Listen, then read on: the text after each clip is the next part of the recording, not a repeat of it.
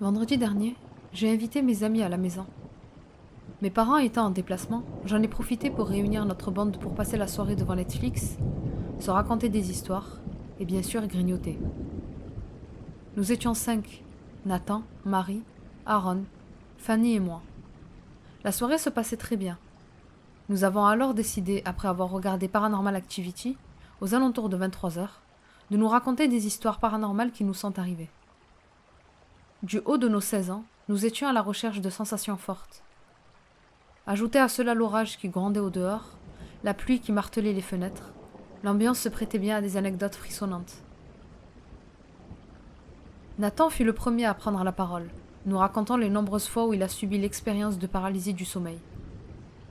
Aaron fut le suivant, nous décrivant les cauchemars horribles qu'il avait faits. Un peu du hors-sujet, mais bon, la réalité était qu'aucun n'avait réellement vécu de phénomène particulier. C'est alors que Marie se mit à raconter ce qui lui était arrivé dernièrement. Elle prit la parole. Donc, à mon tour. En fait, je sais pas vraiment si je devrais en parler. Je pense que ça finira par passer. Mais voilà. En fait, ça fait 3 nuits que lorsque je ferme les yeux, j'entends des bruits. Je lui demandai quel genre de bruit. Elle continua. Des bruits de pas qui se rapprochent. Et aussi autre chose. Et d'où proviennent ces bruits? Tu les entends le jour et la nuit? Non. Je les entends que les nuits, quand je m'apprête à dormir. Au début, cela venait de mon placard. Dès que je fermais les yeux, j'entendais les cintres bouger. J'ai cru au début que c'était mon chat Yuna, mais non, elle était près de moi sur mon lit. Je me suis alors levée pour vérifier, mais rien. Une fois retournée dans mon lit, dès que je fermais les yeux, j'entendais de nouveau les cintres. Je n'y ai plus prêté attention et me suis endormie. Et depuis? La journée suivante s'est déroulée normalement. Un peu fatiguée, mais c'était dû au manque de sommeil sûrement. Le soir venu, une fois dans mon lit, j'angoissais à l'idée de réentendre les cintres et ne pas trouver d'explication. Cette fois, c'est pas ça que j'ai entendu, mais des bruits de pas. Et pareil, seulement lorsque je fermais les yeux. Oh mon Dieu, ça a dû te faire trop peur! S'écria Fanny. Oui, j'avoue que je n'osais pas dormir, mais le sommeil a fini par me rattraper aux alentours de 3h du matin. Et hier soir, tu as entendu quelque chose? Oui. Cette fois-ci, une fois allongée et les yeux fermés, j'entendais des chuchotements qui paraissaient à la fois tout près de mon oreille et loin. Je ne sais pas comment vous l'expliquer. J'ai couru dans la chambre de mes parents et malgré ma panique, ils ne m'ont pas cru. Je pleurais tellement qu'ils ont fini par me donner un somnifère afin de me calmer. Mais je me souviens, quand le médicament a commencé à faire effet, en fermant les yeux, j'ai entendu les chuchotements qui disaient « Ferme les yeux, j'arrive ». Tu ne penses pas que c'est peut-être lié à une paralysie du sommeil? Perso, je pense pas, lui répondis-je, ayant moi-même fait des recherches sur ces épisodes de paralysie du sommeil. La soirée prit fin à ce moment-là. Les parents de mes amis sont venus les récupérer.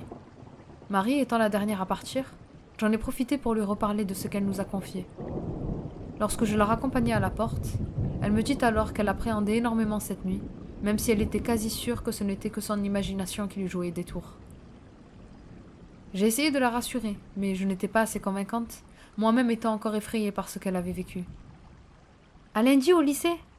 Me dit-elle en sortant de chez moi pour rejoindre la voiture de son père. Oui, à lundi. Dors bien? Lui dis-je sur un ton qui se voulait amusant, mais qui, vu son expression, n'avait pas eu l'effet escompté. Le lendemain, je reçus l'appel de Fanny, qui en larmes m'annonçait que Marie était morte. Après avoir demandé plus de détails sur les circonstances de son décès, elle m'a balbutié entre deux sanglots qu'elle avait été retrouvée recroquevillée dans son placard, une expression de peur marquée sur son visage. Cette nuit-là, je n'ai pas arrêté de pleurer. Mes parents ont eu vent du décès de ma meilleure amie et ont pris le premier avion pour arriver le lendemain matin. J'étais donc toujours seule la nuit de samedi. Lorsque vers 1h le sommeil commençait à m'emporter, je fermais à peine mes yeux gonflés que j'entendis les cintres de mon placard tinter, ce qui me réveilla immédiatement. Étrangement, il n'y avait rien dans mon placard qui expliquait ce bruit. J'ai dormi malgré le tintement, persuadée que mon imagination me jouait des tours, notamment suite à la mort de Marie. Le lendemain, mes parents étant enfin rentrés en matinée, Je ne pus m'empêcher de pleurer toute la journée dans les bras de ma mère, ne voyant plus le temps passer. Lorsque je m'apprêtais à dormir le soir dans mon lit, épuisé par les torrents de larmes que j'ai versés, au moment où je fermais les yeux, j'entendais des bruits de pas.